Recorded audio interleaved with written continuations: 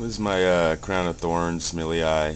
It's a euphorbia. Just want to take a quick look since it's flowering. And there's a few different forms. This one's the normal red leaf. I have a yellow that's variegated. And I want to check out my seeds though right now.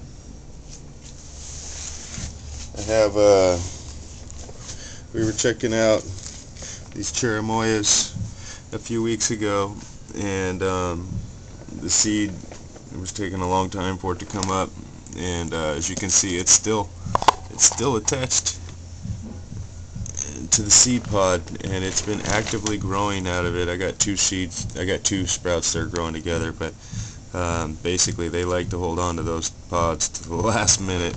They're still actively living out of that, and probably got quite a bit of nutrients and stuff stored up in the seed.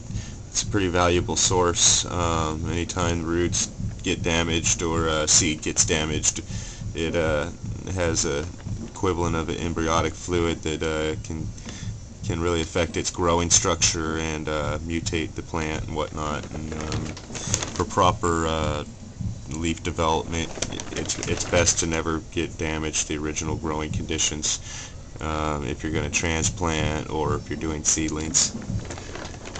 And there's a cherimoya right here.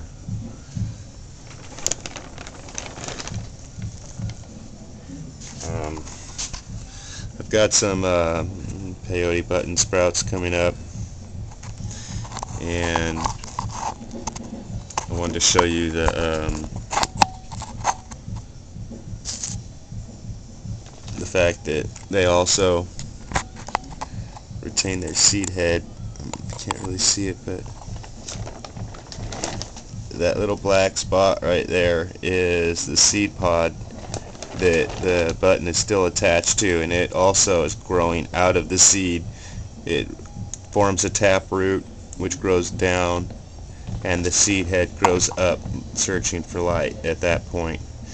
Prior to that, they're living off extreme heat and anaerobic activity as opposed to photosynthesizing. I know it looks like a bunch of perlite, but these are actually cactuses. And there's another one, and there's another one right there.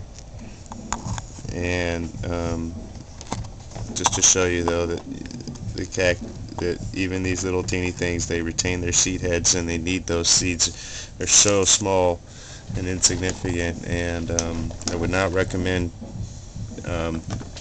being such a delicate plant and seeds are so small, I would not recommend planting the seeds prior and transplanting 2 or 3. A lot of times people, when they're dealing with seeds, for instance, might lay them out on a tray and or germinate them in a moist environment and then plant them in a second, third, fourth planting. And for things like this is way too fragile.